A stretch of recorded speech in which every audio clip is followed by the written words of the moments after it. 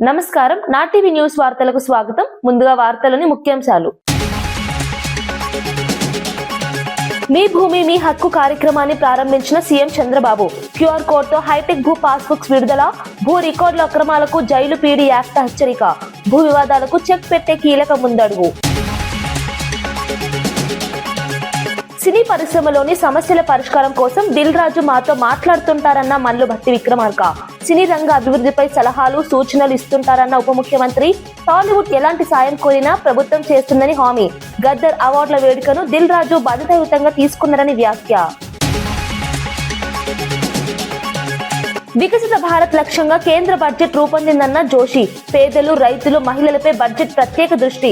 Digital Bharat AI అభివృద్ధికి budget బలమని వ్యాఖ్య. భవిష్యత్ తరాలకు పునాది వేస్తున్న బడ్జెట్ అని పేర్కొన్న జోషి. బీజేపీ అభ్యర్థులకు బెదిరింపులు తగవని డీకే అరుణ హెచ్చరిక. సీఎం కుటుంబమే బెదిరింపులకు పాల్పడుతోందని డీకే అరుణ ఆరోపణ. బీజేపీ మున్సిపల్ అభ్యర్థులందరికీ అండగా ఉంటానన్న అరుణ. బెదిరింపు రాజకీయాలు ప్రజాస్వామ్యానికి విరుద్ధమన్న డీకే అరుణ.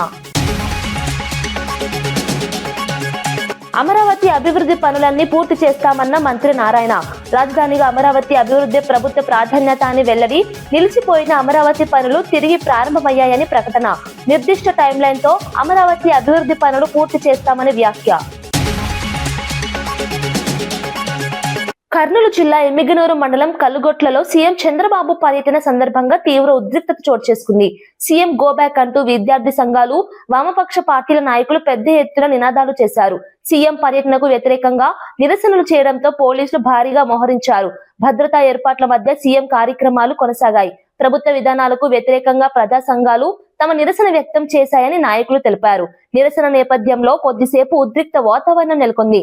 పోలీసులు ఆందోళనకారులను అదుపులోకి తీసుకుని పరిస్థితిని నియంత్రించారు. సీఎం పర్యటనలో భద్రతా చర్యలు మరింత కట్టుదిట్టం చేశారు. ఈ ఘటనతో కర్నూలు రాజకీయ వాతావరణం ఒక్కసారిగా వేడెక్కింది.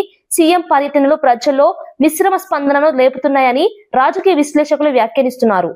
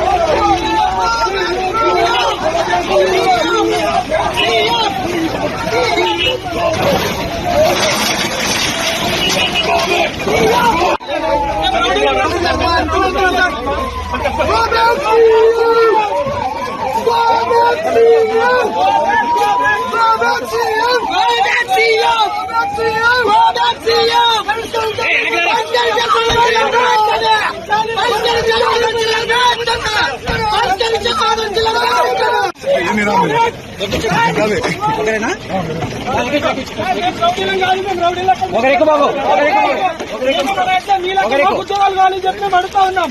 మేమన్నా మా ఇంటి కోసం చేస్తాం, మీరు ఉద్యోగాలు చేస్తున్నారు, మేము ఉద్యోగాలు జైల్లో అవుతాం. ఎంఏ బీడీలు చేసుకుని మేము రౌడీలా, ఒక రౌడీలా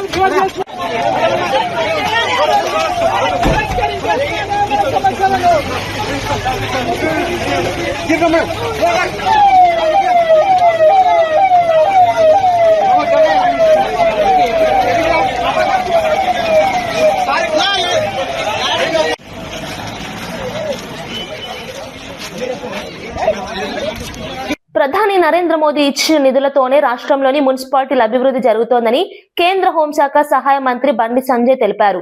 కేంద్ర ప్రభుత్వం పట్టణాభివృద్ధికి భారీగా నిధులు కేటాయించిందని చెప్పారు. అమృత్, స్మార్ట్ సిటీ వంటి పథకాల ద్వారా మౌలిక వసతులు మెరుగుపడ్డాయని పేర్కొన్నారు. రహదారులు, డ్రైనేజీ, తాగునీరు, పారిశుద్ధ పనులకు కేంద్ర నిధులే ఆధారమని అన్నారు. కేంద్ర సహకారం లేకుండా రాష్ట్ర ప్రభుత్వాలు అభివృద్ధి చేయలేవని వ్యాఖ్యానించారు. మున్సిపల్ ఎన్నికల నేపథ్యంలో ఈ విషయాన్ని ప్రజలు గుర్తుంచుకోవాలని పిలుపునిచ్చారు. డబుల్ ఇంజన్ ప్రభుత్వం ఉంటేనే పట్టణాలకు సమగ్ర అభివృద్ధి సాధ్యమని బండి సంజయ్ స్పష్టం చేశారు. ఈ వ్యాఖ్యలు రాజకీయంగా ప్రాధాన్యం సంతరించుకున్నాయి. దానికి జాగా చూపెడతలేరు. బీఆర్ఎస్ పార్టీ ప్రభుత్వం చూపెట్టలే, ఈ కాంగ్రెస్ పార్టీ ప్రభుత్వం చూపెట్టలేదు. 18 కోట్ల రూపాయలు శాంక్షన్ అయి ఉన్నాయి, టెండర్ అయింది. బయో మైనింగ్ చేయడానికి శాంక్షన్ అయితే దాన్ని కూడా పట్టించుకునే పాపన అవ్వలేదు. జాగా చూపెడతలేరు. ఎందుకు చూపెడతలేరు అంటే ఇవాళ ఇక్కడ మేయరు భారతీయ జనతా పార్టీ కాదక్క బీఆర్ఎస్ ఉన్నారు కాబట్టి ఇలా బీఆర్ఎస్ పార్టీ అంటే భూ రాక్షసుల పార్టీ. వాళ్ళకి ప్రజల మీద సమస్యల మీద శ్రద్ధ లేదు. ఎక్కడ జాగ దొరికితే అక్కడ కబ్జా చేయాలి. కరీంనగర్ కాదు, చుట్టుపక్కల ఊర్లలో ఉన్న జాగలన్నీ కబ్జా చేశారు. ఈ రోడ్డు కూడా కబ్జా చేస్తారు. మీరు నిల్చున్న జాగను కూడా జరుగుని జాగ నాది అంటారు వాళ్ళకి గెలిపిస్తే. ఇవాళ కరీంనగర్ లో దాదాపు సగం మంది బీఆర్ఎస్ పార్టీలు భూ రాక్షసుల పార్టీలు ఇలా జైలుకి పేరు. నేనే జైలు పంపించిన చెప్పిన కమిషనర్ గారికి. ఇలా బీఆర్ఎస్ పార్టీ ఉన్నప్పుడు ఒక్క పైసా అయ్యలే. మేము పైసలు తెస్తే కొబ్బరికాయలు వాళ్ళు కొట్టారు. ఇవాళ మొన్న రాక మన కేంద్రం నుంచి మంత్రిని పట్టుకొచ్చి డంపింగ్ యార్డ్ కు పైసలు శాంక్షన్ చేసినా ఇలా 134 కోట్ల రూపాయలు ఇవాళ నీళ్ల కోసం తీసుకొచ్చి కార్పొరేషన్ తీసుకొచ్చి మొన్న 134 కోట్ల రూపాయలు, 50 కోట్ల రూపాయలు పట్టుకొచ్చిన. ఇప్పుడున్న 50 కోట్ల రూపాయలు కార్పొరేషన్ లో ఉన్నాయి. ఈ 3 డివిజన్ల కోసం రోడ్ల కోసం ఆల్రెడీ పేపర్లన్నీ సిద్ధంగా ఉన్నాయి. మీరు మా ముగ్గురిని గెలిపించండి. కరీంనగర్ మేయర్ మమ్మల్ని చేయండి. ఇవాళ 50 కోట్లతోని మీ గల్లీలలో రోడ్లను వేయించే బాధ్యత నాది. మీకు కాంగ్రెస్ పార్టీకి ఓటేసి మన కేంద్ర ప్రభుత్వ రాష్ట్రంలో ప్రభుత్వం వచ్చింది. 2500 రూపాయలు మీకు ఇస్తాన్నారు. ఇచ్చిరాక ఎవరికైనా 4000 రూపాయలు మా తాత అమ్మమ్మలకు పెన్షన్ ఇచ్చిర్రా? తులం బంగారం ఇచ్చిర్రా? మంచి చకచక మెత్తును మీ మెడల్లో అంతా చూడు చూడు సరిపోని మీ మెడకలు గుంజుకపోకూడదు వాళ్ళు. ఇంకా 18,000 లంచం తీసుకుంటూ సంక్షేమ శాఖ సహాయ అధికారి ఏసీబీ అధికారులకు రెడ్ హ్యాండెడ్ గా చిక్కారు. రాయచోటి పట్టణ చలపతి వీధికి చెందిన పురం బాలాజీ కద్రిలో సంక్షేమ శాఖ సహాయ అధికారిగా విధులు నిర్వహిస్తున్నారు. పాత బిల్లుల మంజూరు కోసం వార్డెన్ లక్ష్మీనారాయణతో 18,000 డీల్ కుదుర్చుకున్నట్లు సమాచారం. ముందుగా 2,000 తీసుకుని మిగతా 16,000 లంచం తీసుకుంటుండగా ఏసీబీ అధికారులు దాడి చేసి పట్టుకున్నారు. అనంతరం ఏసీబీ సిఐలు జయమ్మ, రామకృష్ణ సిబ్బందితో కలిసి నిందితుడి నివాసంలో సోదాలు నిర్వహించారు. ఈ సోదాల్లో విలువైన డాక్యుమెంట్లు, నగదు, బంగారం స్వాధీనం చేసుకున్నారు. లంచగొండితనంపై ఏసీబీ చర్యలు కొనసాగుతున్నాయని అధికారులు తెలిపారు. ఈ ఘటన ప్రభుత్వ శాఖల్లో కలకలం రేపింది. కదిరి ఆయన ఇచ్చినటువంటి కంప్లైంట్ మేరకు పురం బాలాజీ గారు కదిరి బీసీ వెల్ఫేర్ ఆఫీసర్గా పనిచేస్తున్నారు. ఈయన పాత బిల్లులు ప్రాసెస్ చేయడం కోసము 18,000 రూపాయల డబ్బులు డిమాండ్ చేసి 2,000 రూపాయలు ముందుగానే తీసుకున్నారు. మిగిలిన రిమైనింగ్ 16,000 రూపాయలు ఇవ్వాలని డిమాండ్ చేయడంతో ఆయన లక్ష్మీనారాయణ గారు మాకు వచ్చి కంప్లైంట్ ఇవ్వడం జరిగింది. దానికి సంబంధించి ఇది రోజు 15,000 రూపాయల డబ్బులు డైరెక్ట్గా కంప్లైంట్ దగ్గర నుంచి తీసుకుంటూ రెడ్ హ్యాండెడ్గా ఏసీబీ అధికారులకు దొరకడం జరిగింది. ఇప్పుడు ఆ కేసులో భాగంగానే మనకు ఇక్కడ ఆయనకు సంబంధించినటువంటి ఇంటి నందు సర్చెస్ కంటిన్యూ చేస్తున్నాము. కేంద్రం ప్రవేశపెట్టిన బడ్జెట్ వికసిత భారత్ లక్ష్యంగా ఉందని కేంద్ర మంత్రి ప్రహ్లాద్ జోషి తెలిపారు. దేశ ఆర్థికాభివృద్ధి, పేదల సంక్షేమం, మౌలిక వసతుల విస్తరణకు ఈ బడ్జెట్ దోహదపడుతుందని అన్నారు. రైతులు, మహిళలు, యువత, మధ్యతరగతి వర్గాలపై ప్రత్యేక దృష్టి సారించామని చెప్పారు. డిజిటల్ భారత్, ఏఐ ఆధారిత అభివృద్ధికి బడ్జెట్ బలమిచ్చిందని వివరించారు. ప్రజా పంపిణీ వ్యవస్థను మరింత పారదర్శకంగా మార్చేలా చర్యలు తీసుకున్నామని పేర్కొన్నారు. దేశాన్ని ప్రపంచ స్థాయిలో పోటీ పడేలా తయారు చేయడమే లక్ష్యమని చెప్పారు. ఈ బడ్జెట్ భవిష్యత్తు తరాలకు బలమైన పునాది చేస్తుందని ప్రహ్లాద్ జోషి అభిప్రాయపడ్డారు. బడ్జెట్ పై జాతీయ స్థాయిలో విస్తృత చర్చ కొనసాగుతోంది. Clearly visualized what India should be in 2047 and what India should be in 2050. ये तो बहुत अच्छी तरह से इस बजट में एक्सप्लेन किया है. So some people are talking इसमें हमको ये नहीं है, इसको हमको ये नहीं मिला है. पूरा बजट पढ़ा नहीं है जी. बजट का भाषण देखते हुए कुछ एक रिएक्शन देना है, इतना ही सोचा है. The clear vision, because as I said, we were in the 6th and we became the fragile 5, and by 2047 India should become Vikasit Bharat, and when we become the 3rd largest economy, you should understand we should compete with the 2 mega giants of the world. So keeping that in mind, this budget has been brought out. Kurnool జిల్లా కలుగొట్లలో CM Chandrababu Naidu మీ భూమి మీ హక్కు కార్యక్రమాన్ని ప్రారంభించారు. అధికారిక రాజముద్రతో కూడిన కొత్త తరహా భూ పాస్ బుక్స్ ను సీఎం విడుదల చేశారు. ఈ హైటెక్ పాస్ బుక్స్ లో ప్రత్యేక క్యూఆర్ కోడ్ ఉండడంతో భూస్వాములు తమ భూమి వివరాలను మొబైల్లోనే పరిశీలించుకోవచ్చు. భూ రికార్డుల్లో ఎవరైనా అక్రమ మార్పులు చేస్తే వెంటనే జైలు శిక్షతో పాటు పీడీ యాక్ట్ అమలు చేస్తామని సీఎం హెచ్చరించారు. కొత్త డిజిటల్ వ్యవస్థలో యజమాని అనుమతి లేకుండా భూ వివరాలు మార్చడం అసాధ్యమని స్పష్టం చేశారు. ఈ కార్యక్రమంతో రైతులకు శాశ్వత భద్రత కలుగుతుందని ప్రభుత్వం చెబుతోంది. భూ వివాదాలకు చెక్ పెట్టే దిశగా ఇది కీలక ముందడుగా భావిస్తున్నారు. అదే మరి రోడ్డంతా బ్లాక్ చేయడం, గొడవలు చేయడం, ఏదో బలం ఉందని నిరూపించుకోవడం. బల ప్రదర్శన నిరూపించుకోవాల్సింది ఎన్నికల సమయంలో. మిగిలిన సమయంలో ప్రజలకు సేవ చేయడంలో ఏదైనా కానీ తప్పులు చేస్తే చెప్పడంలో మీరు ముందుకు రండి. కానీ తప్పుడు విధానాల ద్వారా వస్తే మాత్రం ఈ ప్రభుత్వం క్లియర్గా ఉండాలనా లేదా తమ్ముళ్ళని అడుగుతున్నా మిమ్మల్ని అందరినీ. మీ ప్రాణాలకు రక్షణ అవసరం లేదా అని అడుగుతున్నా. మీ ఆస్తులకు భద్రత ఉండాలా లేదా అని అడుగుతున్నా. మీరు పోయినప్పుడు రోడ్డు మీదకి మళ్ళా తిరిగి సురక్షితంగా రావాలనే కోరిక అందరికీ ఉంటుంది. నాకు లా అండ్ ఆర్డర్ ముఖ్యం, ప్రజలు ముఖ్యం. ఎవరైనా రాజకీయాల్లో ఇష్టానుసారంగా చేస్తే కఠినంగా ఉంటా. అందుకే చెప్పా 95 CBN తప్ప 2014 CBN కాదని మరొకసారి అందరికీ తెలియజేస్తున్నా. ముందస్తు అనుమతి లేకుండానే హైదరాబాద్ పోలీస్ కమిషనర్ సజ్జనార్ ను ప్రజలు కలుసుకునే అవకాశాన్ని కల్పించారు. శుక్రవారం ఓల్డ్ సిటీ ప్రాంతంలో ఉన్న పోలీస్ ప్రధాన కార్యాలయంలో ప్రజలు నేరుగా కమిషనర్ ను కలిసి తమ సమస్యలు చెప్పుకోవచ్చని అధికారులు తెలిపారు. ప్రజలకు పోలీస్ వ్యవస్థ మరింత దగ్గర కావాలనే ఉద్దేశంతో ఈ ఓపెన్ మీటింగ్ నిర్వహిస్తున్నట్లు తెలిపారు. సాధారణంగా పోలీస్ అధికారులను కలవాలంటే అనేక ప్రక్రియలు ఉండటంతో ప్రజలు ఇబ్బందులు పడుతుంటారని, వాటిని తొలగించేందుకే ఈ నిర్ణయం తీసుకున్నామని చెప్పారు. ముఖ్యంగా భూ వివాదాలు, కుటుంబ సమస్యలు, శాంతి భద్రతలకు సంబంధించిన అంశాలపై ఫిర్యాదులు స్వీకరించనున్నారు. ఈ నిర్ణయంపై ప్రజల నుంచి సానుకూల స్పందన వస్తోంది. ప్రజా పోలీసింగ్ కు ఇది మంచి ఉదాహరణగా నిలుస్తోందని విశ్లేషకులు అభిప్రాయపడుతున్నారు.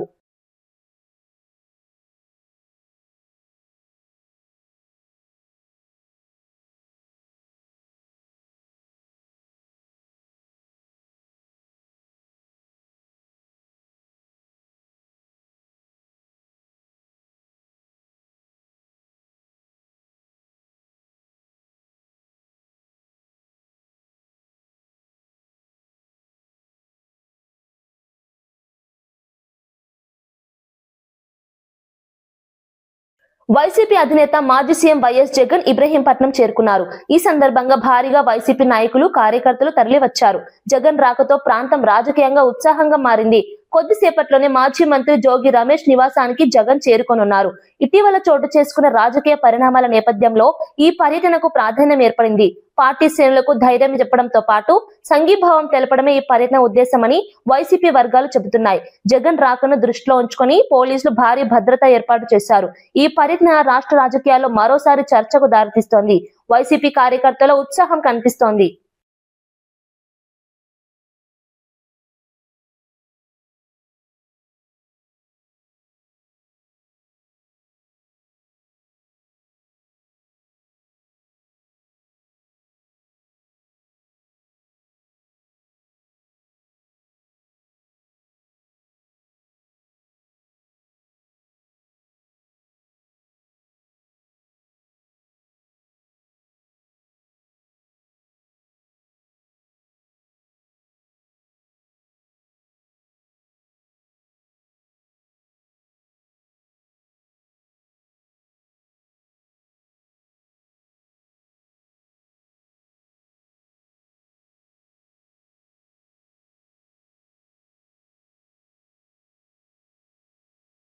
మున్సిపాలిటీ ఎన్నికల్లో బీజేపీ అభ్యర్థులను బెదిరిస్తున్నారన్న సమాచారం తన దృష్టికి వచ్చిందని బీజేపీ నేత డీకే అరుణ తెలిపారు.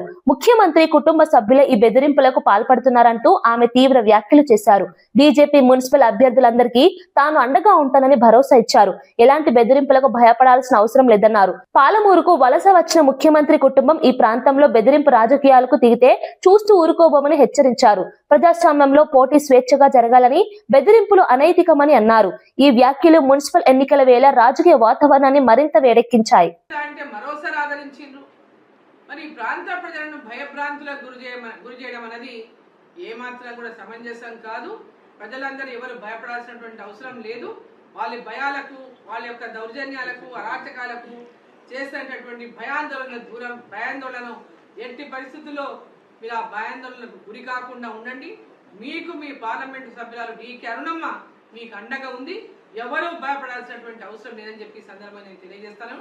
అటువంటి భయపెట్టే వాళ్ళని ఎదుర్కొనేందుకు ఎప్పుడైనా డీకే అరుణమ్మ సిద్ధమే అని ఈ సందర్భంగా మీకు తెలియజేస్తా ఉన్నా.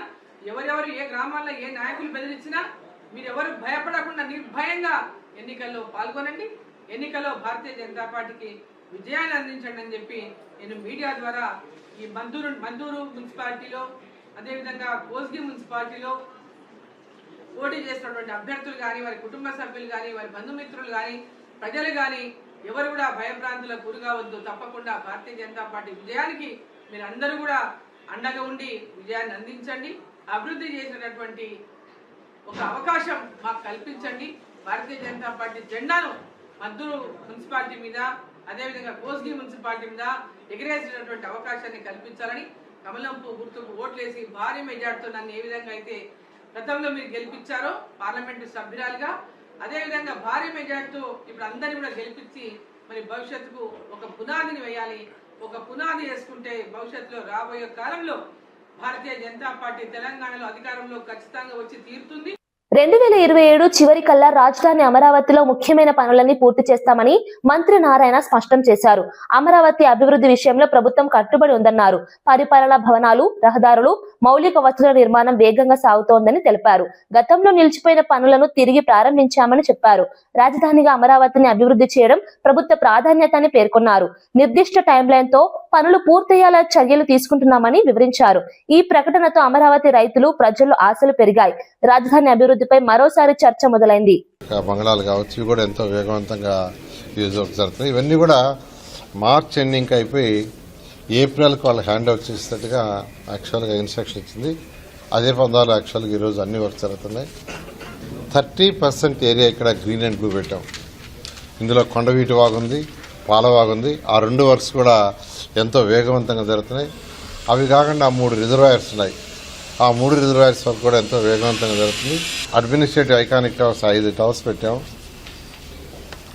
అదేవిధంగా అసెంబ్లీ 250 మీటర్లు ఎత్తుండే హైట్ ఉండే అసెంబ్లీ, అదేవిధంగా హైకోర్టు, అదేవిధంగా గవర్నర్ బంగ్లా, ఇవన్నీ కూడా ఎంతో వేగంగా. అవి అయితే 3 ఇయర్స్లో మనం ఎప్పుడైతే టెండర్ ఇచ్చామో టెండర్ నుంచి 3 ఇయర్స్లో కంప్లీట్ అయ్యేటట్టుగా ఈ విధంగా ఈరోజు అమరావతి క్యాపిటల్ సిటీలో వర్క్స్ అన్ని జరుగుతున్నాయి.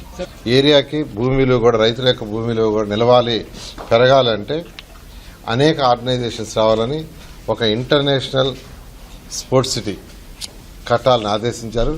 అదేవిధంగా ఇంటర్నేషనల్ ఎయిర్పోర్ట్ హైదరాబాద్లో ఏ విధంగా అయితే ఆ రోజు ముఖ్యమంత్రి గారు ఇంటర్నేషనల్ ఎయిర్పోర్ట్ని ఆ రోజు డిజైన్ చేయబట్టి ఈరోజు హైదరాబాద్కి అదే మెయిన్ అయింది. అలాంటిది ఒకటి. అదేవిధంగా స్మార్ట్ ఇండస్ట్రీస్ ఈ 3 టేకప్ చేయమన్నారు.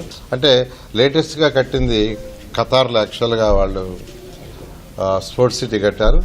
లండన్ ఒలింపిక్స్ అప్పుడు లండన్ వాళ్ళు కట్టారు. అవి 2 స్టడీ చేసి వచ్చాం. మళ్ళా కూడా అక్కడ ఉన్న వాళ్ళతో కూడా ఎవరైతే అవి చేశారో ఆ యొక్క నేషనల్ ఇంటర్నేషనల్ ఆర్కిటెక్చర్స్ ఉన్నారో వాళ్ళని కూడా కాంట్రాక్ట్ చేయమని అధికారులకు ఇచ్చాం. వాళ్ళు కూడా కాంట్రాక్ట్ చేస్తారు. దాని మీద ముందుకు పోవడం జరుగుతుంది. వైఎస్ కుటుంబం అధికారంలోకి వచ్చినప్పుడల్లా టీటీడీ ఎందుకు వివాదాల్లో ఉంటుందంటూ ఎమ్మెల్సీ నాగబాబు తీవ్రంగా మండిపడ్డారు. వైసీపీ హయాంలో తీసుకున్న నిర్ణయాలే తిరుమల సంస్థను వివాదాల కేంద్రంగా మార్చాయని ఆరోపించారు. టీటీడీ లాంటి పవిత్ర సంస్థను రాజకీయ లబ్ధి కోసం వాడుకోవడం తగదని అన్నారు. భక్తుల విశ్వాసాలతో ఆడుకోవడం అనైతికమని వ్యాఖ్యానించారు. గతంలో తీసుకున్న నిర్ణయాల వల్లే టీటీడీ ప్రతిష్ట దెబ్బతిందని చెప్పారు. ఇప్పుడు వాస్తవాలు బయటపడుతున్నా బాధ్యత తీసుకోకుండా ఎదురుదాడి చేయడం సరికాదని విమర్శించారు. వాళ్ళ మత సంస్థలకి ఒక నాస్తికుణ్ణి, ఒక దైవదూషణ చేసేవాడిని చైర్మన్గా పెట్టి అలాంటి వాడి చేతికి మత సంస్థ డబ్బు, నిర్ణయాలు అప్పచెప్తారా? లేదు కదా. మరి టీటీడీ విషయంలోనే ఎందుకు అలా చేశారు? ఇలాంటి నిర్ణయాల వల్ల కదా ఇవాళ దారుణమైన కెమికల్స్తో, ఏవేవో ఆయిల్స్తో నిండిన ఫేక్ గీ టీటీడీ ప్రస్తావనలోకి వచ్చింది. గతం భవిష్యత్తుకి దిక్సూచి అవ్వాలి. ఎలాంటి వాళ్ళు వ్యవస్థలు నడిపించారనే విషయాలు ఇప్పటి తరానికి తెలియాలనే ఇవన్నీ చెప్తున్నాను తప్ప ఎవరిని నొప్పించడానికి కాదు. ఇప్పుడు వైఎస్ఆర్సీపీ వాళ్ళు చెప్పే అతిపెద్ద అబద్ధానికి వద్దాం. సిట్ తన ఛార్జ్షీట్లో ఆ ఫేక్ గీలో ఎలాంటి యానిమల్ ఫ్యాట్ లాంటి పదార్థాలు లేవు అని చెప్పేసింది అని వాళ్ళ నీలి మీడియాలో రాసుకుంటున్నారు, చెప్పుకుంటున్నారు. నిజంగా కొవ్వు లాంటి పదార్థాలు లేకపోతే సంతోషమే. కానీ ఇక్కడ మనం జాగ్రత్తగా నిజాలు తెలుసుకోవాలి, రాబట్టుకోవాలి. మరొకసారి ఇలాంటి తప్పు జరగకుండా చూసుకోవాలి. 2024లో ఎన్డీడీబీ సిఐఎల్ఎఫ్ నివేదికలో ఏముంది అంటే నెయ్యి కల్తీ జరిగిన మాట వాస్తవం అని చెబుతూ అలా జరగడానికి 5 కారణాల్లో 4 కారణాలుగా beef tallow, pig fat, fish oil లాంటి పదార్థాలు ఉండటం అని స్పష్టంగా చెప్పింది. ఇప్పుడు వచ్చిన సిట్ ఛార్జ్షీట్లో ఎక్కడా కూడా ఎన్డీడీబీ సిఐఎల్ఎఫ్ నివేదిక తప్పు అని చెప్పలేదే. చెప్పుంటే మేము కూడా అమ్మాయి అనుకునేవాళ్ళం. సిట్ ప్రస్తుతం ఎన్డీఆర్ఐ ద్వారా చేయించింది లార్డ్ అంటే పంది కొవ్వు టెస్ట్ మాత్రమే.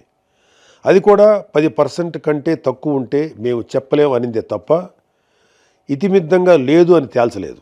లేదు అని తేల్చుంటే మాకన్నా సంతోషపడేవాళ్ళు ఇంకే. కేంద్ర మంత్రి బండి సంజయ్ విడుదల చేసిన బుక్లెట్ పచ్చి అబద్దాల పుట్ట అని బీఆర్ఎస్ ఎమ్మెల్యే గంగుల కమలాకర్ తీవ్రంగా విమర్శించారు. దీనిపై బహిరంగ చర్చకు తాను సిద్ధమని, బండి సంజయ్ సిద్ధమేనా అంటూ సవాల్ విసిరారు. 2018లో స్మార్ట్ సిటీ పనులు ప్రారంభమైన సమయంలో బండి సంజయ్ కేవలం కార్పొరేటర్ మాత్రమేనని గుర్తు చేశారు. బీఆర్ఎస్ హయాంలో నిర్మించిన మల్టీపర్పస్ పార్కులు, గాంధీ విగ్రహాల క్రెడిట్ ను తన ఖాతాలో వేసుకోవడం దిగజారుల రాజకీయానికి నిదర్శనమన్నారు. కేంద్ర మంత్రిగా కరీంనగర్ కు ₹1 కూడా తీసుకురాలని వ్యక్తి ఇప్పుడు మేయర్ పదవి ఇస్తే ఏమి చేస్తాడని ప్రశ్నించారు. కేంద్ర మంత్రి పదవి మేయర్ పదవి కంటే పెద్దది కాదా అని ఎద్దేవా చేశారు. ఈ వ్యాఖ్యలు కరీంనగర్ రాజకీయాల్లో తీవ్ర చర్చకు దారితీస్తున్నాయి. 2018లో కొబ్బరికాయ కొట్టినాం. 2018లో మీరు ఎంపీయా కాదు కదా, కార్పొరేటరే. మరి 2018లో 16లో మీరు కార్పొరేటర్ ఉన్నప్పుడు స్మార్ట్ సిటీలో మీ పాత్ర ఏంది? సరే పోనీ, మీరు అప్పుడు బీజేపీ కార్పొరేటర్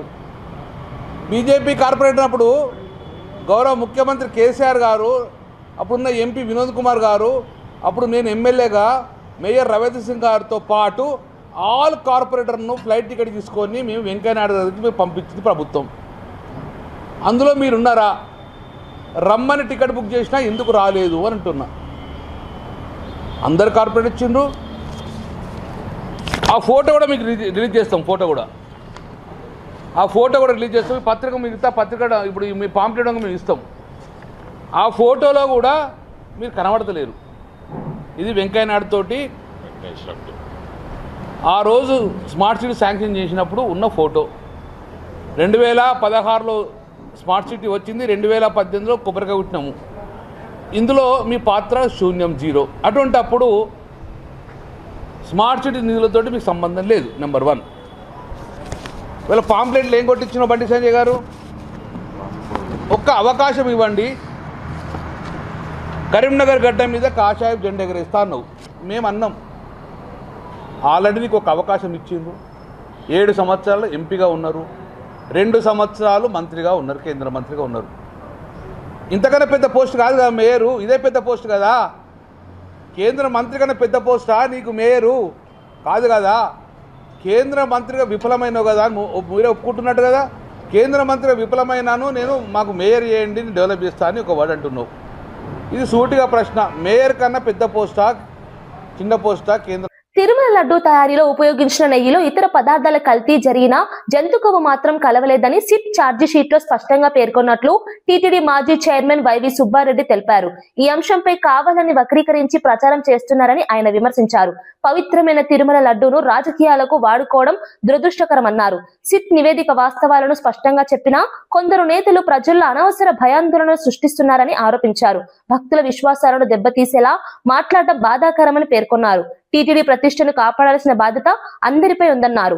సిట్ నివేదిక ఆధారంగా వాస్తవాలను ప్రజలు గమనించాలని ఆయన కోరారు. బోర్డు సభ్యుల్ని, మా పార్టీని, మా పార్టీ అధ్యక్షుడు జగన్మోహన్ రెడ్డి గారిని మళ్ళా మా మీద దుష్ప్రచారం చేసే కార్యక్రమం చేస్తున్నారు. ఇదే ఎన్డీడీపీ రిపోర్ట్ వాళ్ళు చెప్పారు. S value equation for it suspected adulterants as per ISO 17678. ఏమని? Soybean oil, sunflower oil, cotton seed oil, fish oil, coconut oil, coconut and palm kernel fat, palm oil and beef tallow, lard, suspected as per ISO standard. Suspected అంటే ఉన్నాయా లేదా అనుమానాలు ఉన్నాయి, ఉండే అవకాశాలు ఉన్నాయి అని మాత్రం చెప్పారు. తిరుమల లడ్డూలో నెయ్యి కల్తీ జరిగినట్లు సిట్ తేల్చిన వైసీపీ అడ్డగోలుగా వాదనలు చేస్తుందని కూటమి నేత అనిత తీవ్రంగా విమర్శించారు. సిట్ నివేదికలో పేర్కొన్న అంశాలను కావాలనే పక్కదారి పట్టిస్తున్నారని ఆరోపించారు. ప్రజలను గందరగోళానికి గురి చేయడమే వైసీపీ లక్ష్యమని అన్నారు. పవిత్రమైన ప్రసాదాన్ని రాజకీయ లబ్ధికి వాడుకోవడం అత్యంత దుర్మార్గం అన్నారు. భక్తుల మనోభావాలను గౌరవించాల్సిన బాధ్యత ప్రతిపక్షానికి ఉందని గుర్తు చేశారు. సిట్ తేల్చిన వాస్తవాలను అంగీకరించకుండా నిందలు వేయడం సరైంది కాదన్నారు. ఈ వ్యవహారంపై నిజాలు బయటకు వచ్చాయని ప్రజలు అన్ని గమనిస్తున్నారని ఆమె వ్యాఖ్యానించారు. లడ్డు అంశం రాష్ట్ర రాజకీయాల్లో మరోసారి చర్చనీయాంశంగా మారింది. సిపి నాయకుల్ని మేము హౌస్ అరెస్ట్ చేశామా అండి? మీరు ఎక్కడైనా విన్నారా హౌస్ అరెస్ట్ చేశామని? కానీ వాళ్ళు వచ్చి మా విధుల్ని, మా పోలీసులు చేసే విధులను ఆటంకపరుస్తున్నారని మేము ఇబ్బందులు పడి తిరిగి వాళ్ళ మీద ఏదైనా కేసు పెడితే తిరిగి వాళ్ళు బయటకు వచ్చి వాళ్ళ సొంత మీడియాల్లో, వాళ్ళ సాక్షి మీడియాలో బయటకు వచ్చి ఏమని మాట్లాడతారు? పోలీసులు జులుం నశించాలి, పోలీసులు అడ్డగోలుగా వ్యవహరిస్తున్నారు, పోలీసులు అంతు తేలుస్తామని చెప్పి పోలీసుల మీద తిరిగి దుర్భాషలు ఆడే పరిస్థితి కనిపిస్తా ఉంది. అసలు వీళ్ళు వచ్చిన తర్వాత 2019లోని నామ్స్ మార్చేసి పాలు ప్రొక్యూర్మెంట్ అవసరం లేదంట. మరి పాలు ప్రొక్యూర్మెంట్ అవసరం లేకపోతే నెయ్యి ఎక్కడి నుంచి తీసుకొస్తారండి? అక్కడే పెద్ద ల్యాప్సెస్. అంటే కొన్ని సందర్భాల్లో వాళ్ళు చేసిన పాపాలు చూస్తూ ఉంటే తిరిగి అరే పాపం అయిపోయింది అని చెప్పి లెంపలేసుకోవడం మానేసి మళ్ళీ బయటకు వచ్చి తిరిగి చంద్రబాబు నాయుడు గారి మీద, పవన్ కళ్యాణ్ గారిని, లోకేష్ బాబు గారిని క్షమాపణ అడుగుతారు. వీళ్ళు తిరిగి క్షమాపణ అడుగుతున్నారు. ఇదేం దౌర్భాగ్యం అర్థం కావట్లే. ప్రజలకి తెలియాలి. మేమేదో రాజకీయ విమర్శలు చేసేసో, రాజకీయాలుగా మీకులాగా బూతులు మాట్లాడేయాలో అలాంటి మేము అనుకోవట్లే. ఎందుకంటే ప్రజలు ఎవరు కూడా ఇబ్బందులు పడకూడదన్న ఒకే ఒక ధ్యేయంతో మేము పనిచేస్తున్నాం. కాబట్టి ప్రజలందరూ కూడా మాకు సహకరించాల్సిందిగా కోరుకుంటున్నాం. హైదరాబాద్ ను ప్రపంచంలోనే అతిపెద్ద ఫిలిం హబ్ గా మారుస్తామని ఉప ముఖ్యమంత్రి భట్టి విక్రమార్క స్పష్టం చేశారు. Telangana Gaddar film awards committee media సమావేశంలో పాల్గొన్న ఆయన ఈ ప్రకటన చేశారు. గద్దర్ అవార్డుల ఎంపిక ప్రక్రియ పూర్తిగా పారదర్శకంగా జరిగిందని తెలిపారు. చిత్ర పరిశ్రమ అభివృద్ధికి ప్రభుత్వ సహకారం ఎప్పుడు ఉంటుందని హామీ ఇచ్చారు. హైదరాబాద్ అభివృద్ధికి సమగ్ర బ్లూ ప్రింట్ సిద్ధం చేశామని వెల్లడించారు. స్టూడియోలు, ఫిలిం సిటీ విస్తరణ, టెక్నాలజీ ఆధారిత మౌలిక వసతులతో హైదరాబాద్ ను సినిమా రంగానికి కేంద్రంగా తీర్చిదిద్దుతామని అన్నారు. త్వరలోనే ఫిలిం హబ్ దిశగా కార్యాచరణ మొదలు పెడతామని తెలిపారు.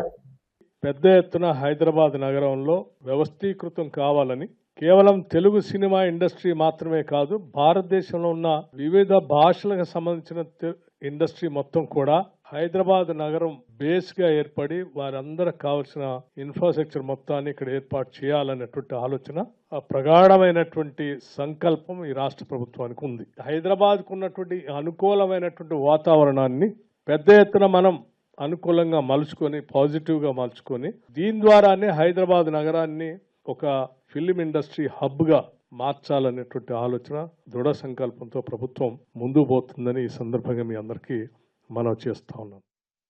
వార్తలు ముగించే ముందు ముఖ్యాంశాలు మరోసారి. మీ భూమి మీ హక్కు కార్యక్రమాన్ని ప్రారంభించిన సీఎం చంద్రబాబు. క్యూఆర్ కోడ్ తో హైటెక్ భూ పాస్బుక్స్ విడుదల. భూ రికార్డుల అక్రమాలకు జైలు పీడీ యాక్ట్ హెచ్చరిక. భూ వివాదాలకు చెక్ పెట్టే కీలక ముందడుగు. సినీ పరిశ్రమలోని సమస్యల పరిష్కారం కోసం దిల్ రాజు మాతో మాట్లాడుతుంటారన్న మల్లు భట్టి విక్రమార్క. సినీ రంగ అభివృద్ధిపై సలహాలు, సూచనలు ఇస్తుంటారన్న ఉప ముఖ్యమంత్రి. టాలీవుడ్ ఎలాంటి సాయం కోరినా ప్రభుత్వం చేస్తుందని హామీ. గద్దర్ అవార్డుల వేడుకను దిల్ రాజు బాధ్యతాయుతంగా తీసుకున్నారని వ్యాఖ్య. వికసిత భారత్ లక్ష్యంగా కేంద్ర బడ్జెట్ రూపొందిందన్న జోషి. పేదలు, రైతులు, మహిళలపై బడ్జెట్ ప్రత్యేక దృష్టి. డిజిటల్ భారత్ ఏఐ అభివృద్ధికి బడ్జెట్ బలమని వ్యాఖ్య. భవిష్యత్ తరాలకు పునాది వేస్తున్న బడ్జెట్ అని పేర్కొన్న జోషి. బీజేపీ అభ్యర్థులకు బెదిరింపులు తగవని డీకే అరుణ హెచ్చరిక. సీఎం కుటుంబమే బెదిరింపులకు పాల్పడుతోందని డీకే అరుణ ఆరోపణ. బీజేపీ మున్సిపల్ అభ్యర్థులందరికీ అండగా ఉంటానన్న అరుణ. బెదిరింపు రాజకీయాలు ప్రజాస్వామ్యానికి విరుద్ధమన్న డీకే అరుణ. అమరావతి అభివృద్ధి పనులన్నీ పూర్తి చేస్తామన్న మంత్రి నారాయణ. రాజధానిగా అమరావతి అభివృద్ధి ప్రభుత్వ ప్రాధాన్యత అని వెల్లడి. నిలిచిపోయిన అమరావతి పనులు తిరిగి ప్రారంభమయ్యాయని ప్రకటన. నిర్దిష్ట టైంలైన్ తో అమరావతి అభివృద్ధి పనులు పూర్తి చేస్తామని వ్యాఖ్య. ఇవి ఈనాటి వార్తా విశేషాలు. మరో బులెటిన్ లో మళ్ళీ కలుద్దాం. నమస్కారం.